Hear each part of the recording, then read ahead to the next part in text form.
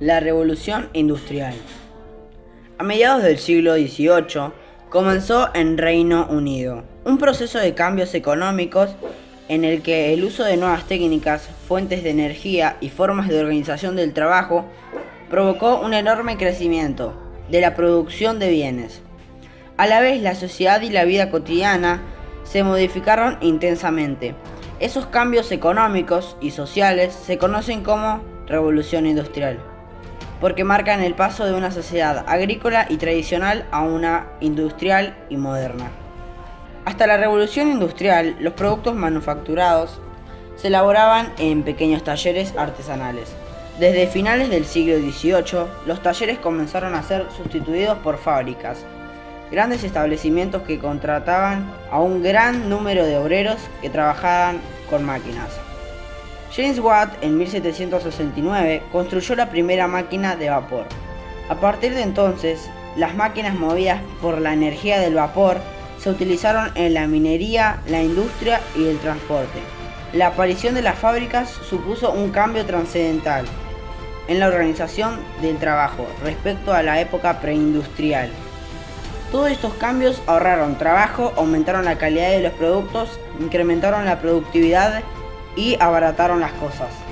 La Revolución Industrial se inició en Reino Unido debido a la confluencia de una serie de factores. El país estaba experimentando un acelerado crecimiento de la población, lo que significaba un aumento tanto de la demanda de productos como de la mano de obra. Se había incrementado la productividad de la agricultura gracias a innovaciones como la rotación de cultivos y el arado de hierro. Por un lado, esto permitió alimentar a más población. Por otro, se empezó a necesitar menos mano de obra agrícola. Reino Unido contaba con una gran riqueza de recursos, sobre todo de carbón, barato y abundante, una fuente de energía capaz de mover las máquinas de vapor. El transporte era fácil por las vías marítimas y fluviales. Poseía colonias en ultramar que proporcionaban materias primas y mercados para sus mercancías. Las instituciones financieras especializadas habían experimentado un considerado desarrollo. Y por último, se consolidó una mentalidad burguesa denominada por el espíritu de empresa y la búsqueda de beneficios. En la década de 1830 y 1840, las innovaciones de la primera revolución industrial se extendieron por Europa. Esta expansión se produjo de forma muy desigual. Bélgica y Francia, los países más próximos a Reino Unido, fueron los primeros en seguir sus pasos. Después lo hicieron los Países Bajos y Alemania. En el resto de los países europeos, la industrialización quedó circunscrita a unos enclaves muy concretos. Fuera de Europa, Estados Unidos inició su revolución industrial a partir del 1830 y Japón hacia 1868. Los sectores textil, algodonero y siderúrgico protagonizaron la primera revolución industrial. El algodón. La industria textil algodonera era la más importante en un principio y en la que más rápido se efectuaron las innovaciones técnicas. En 1800, unas 350.000 personas trabajaban en el hilado y tejido de prendas de algodón con máquinas especializadas, hiladora hidráulica, telar mecánico.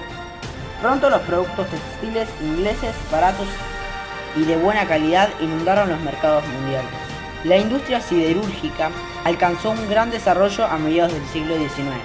La sustitución del carbón vegetal por el mineral evitó la deforestación e impulsó la construcción de modernos hornos. Los nuevos procesos de fundición, pudelado y laminado permitieron producir a gran escala lingotes de hierro refinado. El carbón era una fuente de energía abundante y barata, y muy potente, pero también muy contaminante. Pronto las zonas industriales estuvieron envueltas en espesas nubes de contaminación. La mecanización de las tareas, la aparición de fábricas y la producción orientada a la venta tuvieron consecuencias muy importantes. La producción experimentó un fuerte crecimiento. Las máquinas permitían elaborar muchos productos industriales, por lo que estos bajaron de precio y se crearon grandes excedentes que se destinaron a la exportación. Las ciudades se multiplicaron y aumentaron su población. La mayor parte de las fábricas se situaba en las ciudades. Muchos campesinos emigraron a las urbes de su país e incluso de otros estados en busca de trabajo. Se pasó de una sociedad agraria a una industrial. Lentamente la agricultura dejó de ser el sector que empleaba a más población. Poco a poco la industria y los servicios pasaron a un primer plano. En el siglo XIX nació la sociedad de clases, muy diferente de la estamental. Las clases sociales se diferenciaban en función al nivel económico y no eran grupos cerrados.